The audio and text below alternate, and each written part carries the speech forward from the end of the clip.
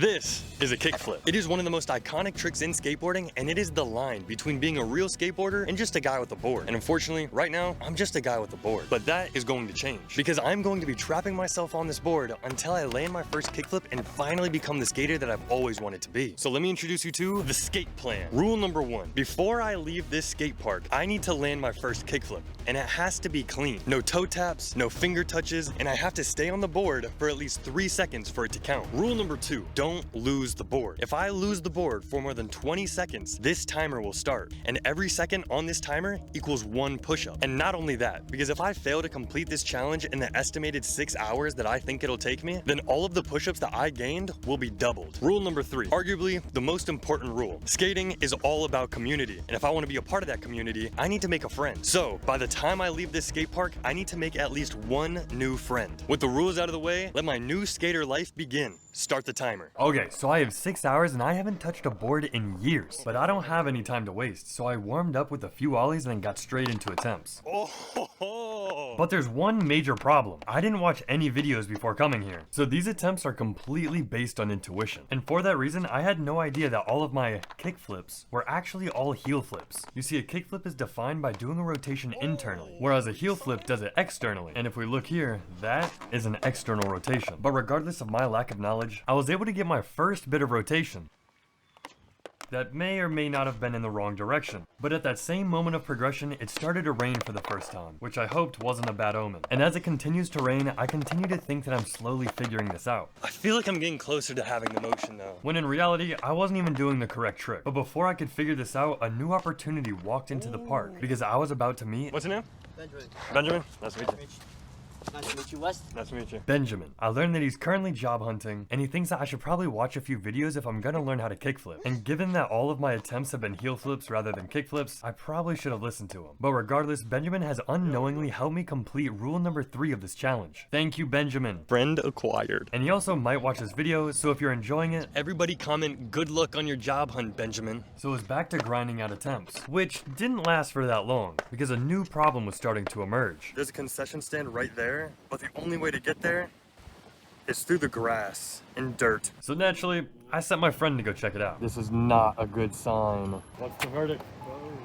It's closed? That's like the only source of food within like 100 miles. So we had to come up with a new plan. Shit, dude, is there a 7-Eleven by here? Take a look, because we can go down these roads here. 3-minute drive, 20-minute walk. You want to go? All right. And just like that, our minds are made up. But this might take longer than we expected. It's all the way down this road here. And to add insult to injury, Snap. A storm's a brewing. We gotta get back to the skate park ASAP. but we were starting to make good progress. 7-Eleven. The sunshine of my life. It's across the road. Oh my gosh. We made it. 7-Eleven. With our appetite satiated, I did a few more attempts. Then we were on our way back to the skate park. All right, let's get back. Goodbye, 7-Eleven. But as soon as we got back to the skate park, I lost focus while setting up the cameras and broke rule number 2, leaving the board for a full 35 seconds, then immediately leaving again for another 42, giving me a total of 37 push-ups. All right, we're back at the skate park, and I think it might rain.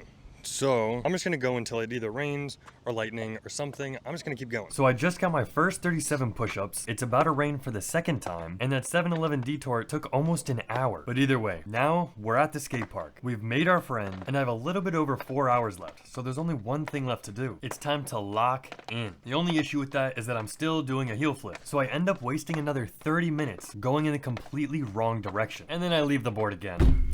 What am I thinking? Like, actually, what am I doing? Add another 4 push-ups to the counter, whatever. But either way, after re-watching some of my attempts, You gotta see what I'm doing wrong. I finally figured it out. Oh my gosh. At the beginning, I was flicking inwards, and then I switched to flicking outwards. That was wrong. The whole time, that was wrong. And that's what I've been doing this entire time. So during a kickflip challenge, it took me 2 hours to figure out what one actually looks like. It's kind of embarrassing, but at least I can get started on some real attempts. And now I'm finally starting to see some actual improvements. But now I was struggling with a new problem. It felt like the board was spinning above my feet. And at first, this problem seemed really simple. Just jump higher. And that's what I tried. But really, it just made my attempts look worse. Which was honestly really nerve-wracking, because I just spent 2 hours doing the wrong trick. And I didn't want to waste any more time. And whether this is me learning or I did this on accident, I started to kick the board more backwards rather than straight out to the side, getting my best attempt up until this point. Oh, dude, that was so close. And after rewatching these clips, it's definitely the wrong technique, but for whatever reason, that's what felt more comfortable and it's what I ended up sticking with. But after 2 hours and 34 minutes, I was really starting to feel it. It's starting to catch up to me. What time is it? 4:24. 3 hours left, Landon. And even though I really wanted to take a break, I knew that it would ruin my momentum. So I just kept pushing through it, and I got one of my best attempts up until this point. Oh, that was so close. But this rain was having a bigger effect than I thought, and it was about to change the entire course of this challenge. I know you can't see what's happening, but just listen. You heard that crack, dude? That was not a good sound. That was the sound of my board starting to break. So not only do I have to worry about fatigue and the timer, but also my board can only take so many more attempts. So at this point, it's less than a race against the clock, and more so about trying to make every attempt count. Oh my. This just proved how close I was getting. Every attempt felt like I was getting closer and closer to landing my first kickflip, until I finally got this attempt. Oh, yo, does that count? I don't think my foot hit. Oh shit, I gotta check. And after further review, it does not count. As much as I love how scuffed this attempt is, and I want it to be the one, the only reason that it flipped back over is because of a lucky bounce. So unfortunately, I can't count it. So we're back on the grind for the kickflip. And because I was so focused on landing the kickflip, I completely forgot about rule number 2. Don't lose the board. Giving myself another 4 free push-ups. And so I got back to it, and then I finally got this attempt. Nah, I'm just kidding, we know this one doesn't count, but how crazy is it that practically the same thing happened 2 times? Close, but doesn't count. So it's back to the grind, which resulted in 30 minutes of mediocre attempts, where sometimes I'm kinda close and others not even. But then it started to rain for like the 5th time, which at this point, I wasn't even mad about, especially because every time it rains, it seems like I get a power up, with a lot of these attempts looking promising or getting pretty close. Again, hitting my stride where every attempt seems like I'm getting closer and closer, until it reached its breaking point. Oh no.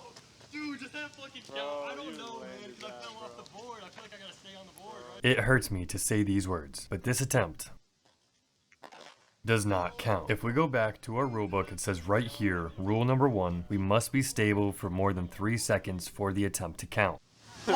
That's exactly how I feel. You landed it. You landed it. And like that. And to make it even worse, on the very next attempt, I still have a bruise 7 days later. Man, get your ass back on that board. This was all the while my board was slowly deteriorating, with the left tail becoming more and more soft. But for as long as this board will continue to hold my weight, I'm gonna keep giving it attempts. But it just feels like no matter what, I keep running into the same problem, where the board will catch my front foot after the flick, which feels like the difference between getting the one or getting another almost. But almost is what I keep on getting. Yes. Yes.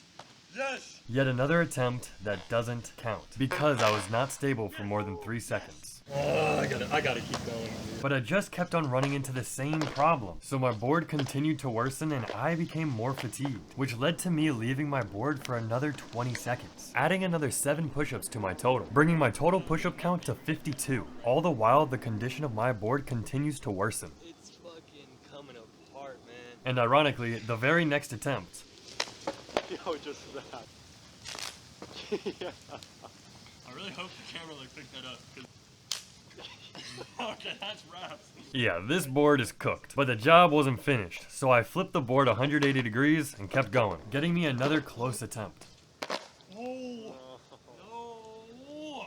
Alright, camera died. I don't know how much longer this thing can, continue for. I'm gonna keep going until I can't try anymore. I'm officially playing on nightmare mode, where the margin of error is getting smaller and smaller every attempt. I gotta do it literally perfectly now. The window of being able to get it clean is just gone. Your board is gone. Yeah. And for whatever reason, these are my best attempts, with every attempt feeling like it's inches away from landing. Oh. How many times am I gonna land on it like that? With every attempt, I can tell I'm getting closer and closer to landing my first kickflip. Oh, got a little splinter coming out of your board. Oh, it does that all the time. Despite my board being halfway in the grave, these good attempts are happening much more consistently, to the point where I'm having more good attempts than I am bad attempts. And with every single one, I tell myself, this is the one. This is the one. But after nearly 5 hours, Yeah, I'm not even sure if I can like jump high enough anymore. You're cooked. I'm so cooked. But despite that, I still knew Dude, it just needs a little bit more flick and I'm on. that all it takes is one. And with an hour and 20 minutes remaining, all I could think was, Like, this is the one. This is the one. This is the one.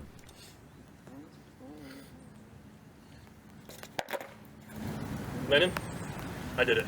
It was finally done. Every rule of the challenge completed, with a little over an hour remaining and only gaining 57 push-ups. Alright, this is the 57 push-ups that I owe you guys. If you guys enjoyed this video, you'll probably like this one that I'm putting on screen right now. It's about my journey of training like Ja Morant to try and get my first dunk. Anyways, thanks for watching. Have a good day.